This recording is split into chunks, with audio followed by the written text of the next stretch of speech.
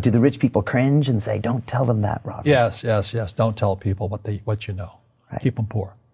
The poor will always be amongst us because it starts up here. It's in their words, and the words become flesh. But when they say, I can't afford it or I can't do that, they go down. They become what they say. Poor people say, I can't afford it, I can't do that, I don't have time. Because it's an escape. It's an escape. You know what I mean? It's easy to say, I can't afford it. Oh, I'm too tired. Oh, I can't go to the gym. When you could go to the gym. But no, I can't. Truth is, I'm just too lazy to go to the gym. And your rich dad used to say what instead of, I can't afford it? How can I afford it? How can I do that? What would it take? Or why should I do that? He says that a question opens the mind, a statement closes the mind. See, when you say, I can't afford it, your mind shuts down and you become what you say.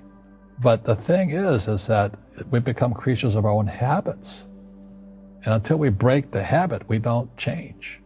Because to be rich, you have to give something. The way you get rich, you solve other people's problems. Right, that's how you create value. Yeah, poverty is passed on. It's taught in your families. And middle class is taught in families. And so the people right now who are sitting at home, who are struggling financially or worried about money or unhappy, they may be making a lot of money, but unhappy with what they're doing, it was probably taught to you. Your superego was taught, get a job, work hard, or you'll never be rich, or the rich are evil, or whatever. If you're poor, you'll always be poor. Just like most pro athletes, they make millions of dollars, and 65% are bankrupt 5 years later. It's because they come from poor families.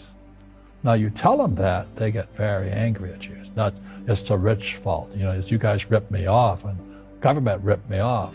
It's passed down genetically.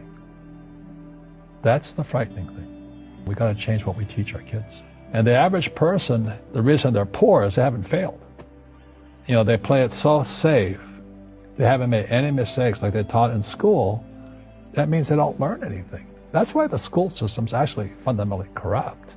It's anti-education. The school system will never teach you about money. The school system was designed to teach you to be an employee, which is important, or a doctor or a lawyer, a specialist, but never about money.